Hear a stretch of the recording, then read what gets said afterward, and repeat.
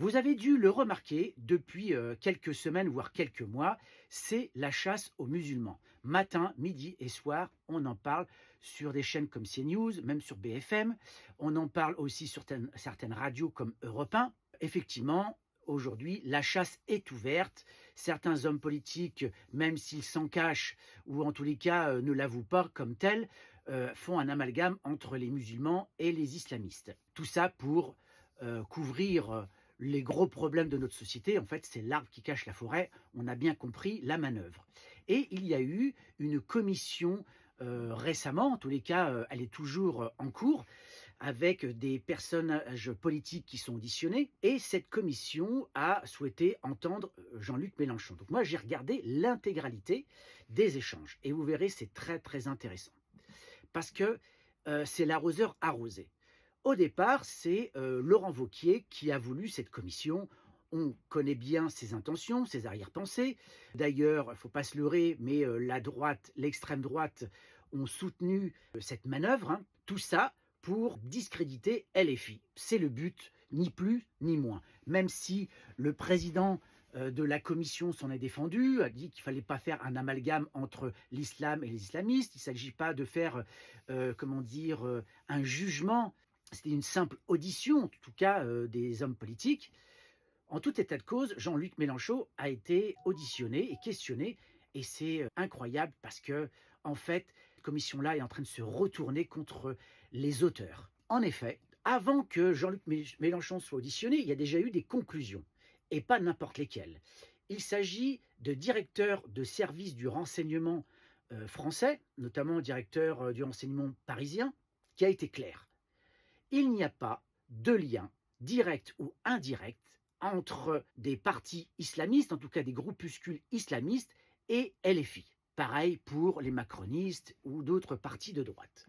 Donc les choses sont très claires. Donc ceux qui traitent LFI d'islamo-gauchistes, eh bien vous avez totalement tort et faux. C'est factuel. Il y a en fait des agents qui surveillent le territoire français pour savoir ce qui se passe. Ils ont identifié grosso modo les islamistes, en tout cas les courants, les fréristes, etc. Et il y a une surveillance totale. Donc LFI, de ce point de vue-là, a été écarté. Pire encore, c'est que l'audition est en train de se retourner, notamment contre le RN. Effectivement, on l'a un peu oublié, mais l'attentat des frères Kouachi, l'attentat de l'hypercacher, eh bien, dans cette affaire-là, le RN n'est pas blanc, loin de là, puisque l'un de ses partisans, en tout cas quelqu'un qui fait partie de ses rangs, a fourni les armes à ces terroristes. Ça, c'est la première des choses.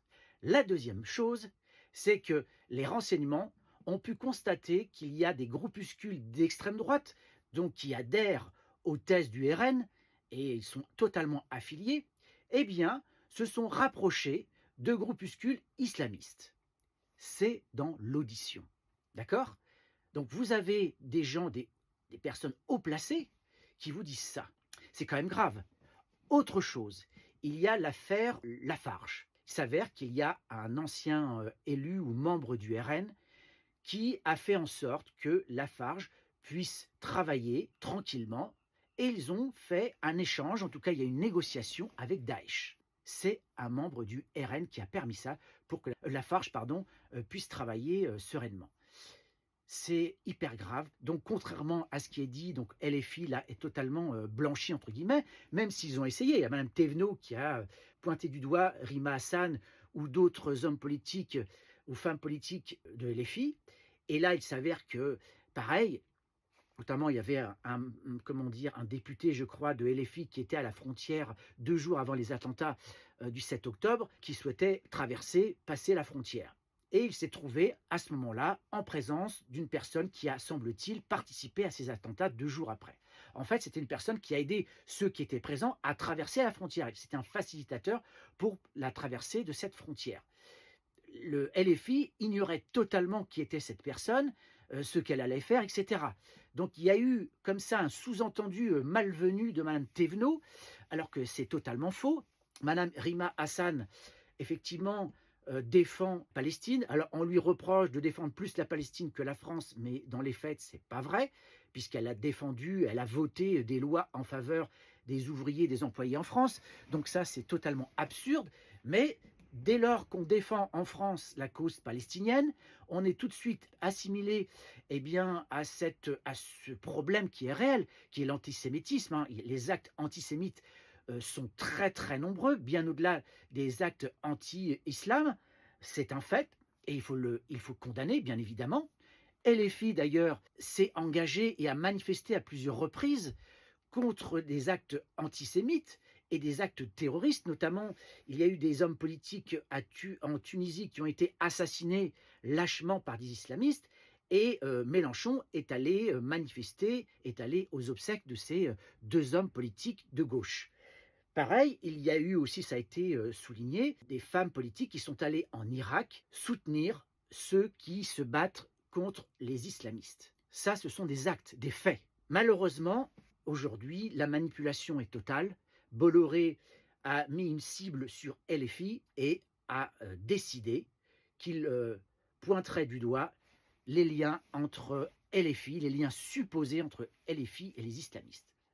Et là où Mélenchon a été intelligent, c'est qu'il a pointé du doigt, mais sans faire d'accusation, en disant, mais quand il y a eu les manifestations contre le mariage pour tous, il a dit, on a le droit, pour des convictions personnelles, religieuses, d'être opposé au mariage pour tous, notamment le mariage homosexuel.